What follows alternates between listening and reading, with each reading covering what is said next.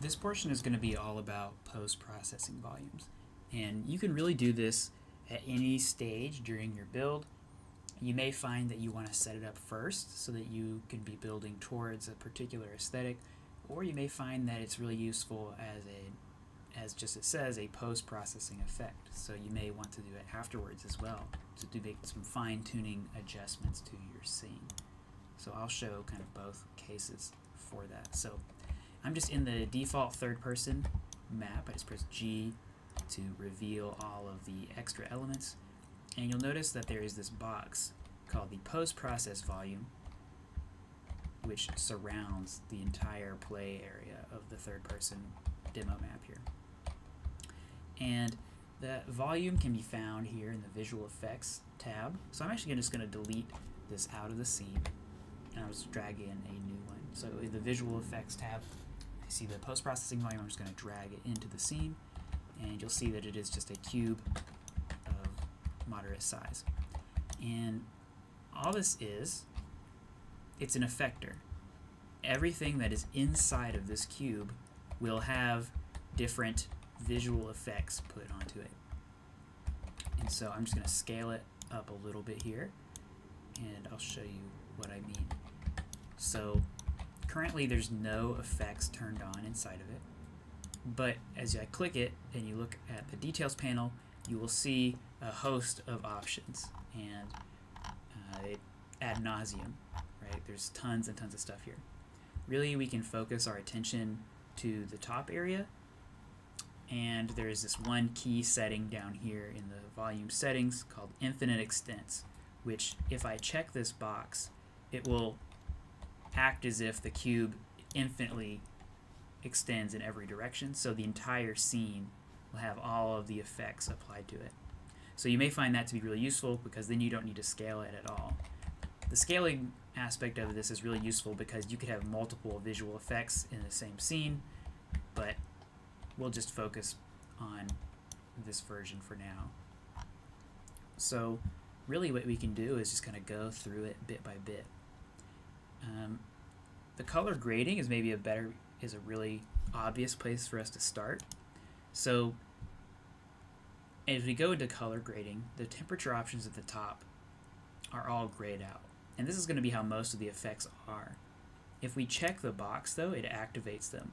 And what I can do is slide this number up, and you'll notice I'm outside of the box, so nothing is happening. But as soon as I go in the box, you can see the effect, and I just warmed the scene. I raised the temperature inside the post-process. So inside, outside. And similarly, you can tint the color. In a lot of ways, as you're already probably seeing, this acts as kind of a live Photoshop of your 3D scene. And so it just has a lot of really handy controls in here. In global, you can adjust things like the saturation.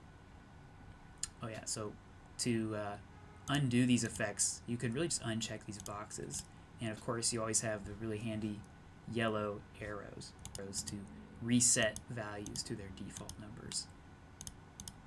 But for example, if we'll just leave the temperature on so we can really obviously see what is happening here. But we can also adjust things like the saturation, and if we pull this all the way down, we can have a black and white scene. Similarly, we can adjust the contrast. Super high contrast, black and white, noir style setup. Gamma and gain are effectively brightness controls. So you'll notice that once I get to some of these extreme values, it can cause some errors. And that's really just like these extremely high contrast values are not handled well by these assets. So you have to be a little bit careful, but moderation is usually better on these kind of filters anyway. Gain is another brightness control, and you can even go more specifically into just the shadows, the midtones, and the highlights for all these things. If you just want to undo those effects, you can just uncheck these boxes.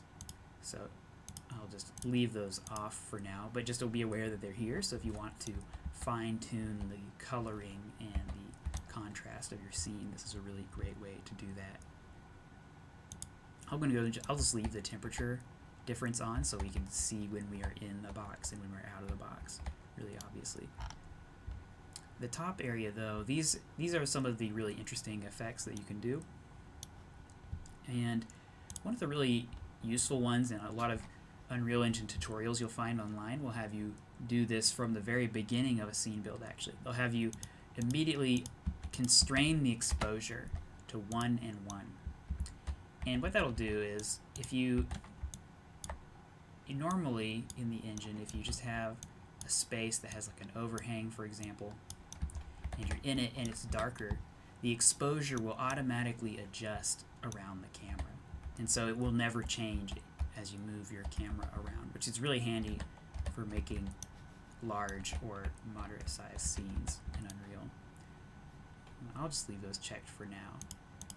Bloom, as it might suggest, is kind of the glowiness on the scene. So if you really bump this up, your scene will become very glowy, especially when you have light sources in. It becomes really obvious what the post-processing is doing there. So bloom, it's a thing. It's interesting. The other really cool one is chromatic aberration. And this is an effect that separates the color layers on the edges of things. It simulates old Polaroid cameras to some degree. So it can actually, most videos that you see will have a really subtle amount of this put into it. And it's just like one of those filters that we've just come used to seeing in footage. So consider putting a very mild amount of chromatic aberration in your scene. A dirt mask is a place where you can drop a texture over top of your camera. So I'll just take like, I don't know, a grass texture here. I will just drag it into the dirt mask texture and raise its intensity.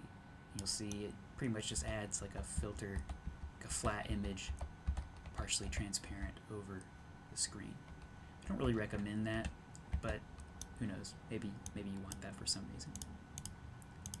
So that's the dirt mask. The camera speed, or the camera here, I actually just recommend changing these things in the camera itself. So I don't really mess with that in the post-processing volume. Lens flare goes hand in hand with the bloom. Generally, lens is lens flare. It comes in most obviously when you're looking in the direction of a light source. You of course can change its tint and some of these other aspects on it just by manipulating these different slider bars. And then the last little bit that I'm going to show you here is the image effects, and so you can add like a vignette on the scene, which can be really handy, especially for a darker, more atmospheric scene, perhaps. But again, that is the post-processing volume, and in general I would recommend, as you're setting up your scene, either you do it at the very beginning or you do it at the end. That way, if you do it from the beginning, your lighting is going to look as it will look in the end, or you do it at the end when your lighting, you just need some finishing touches on it.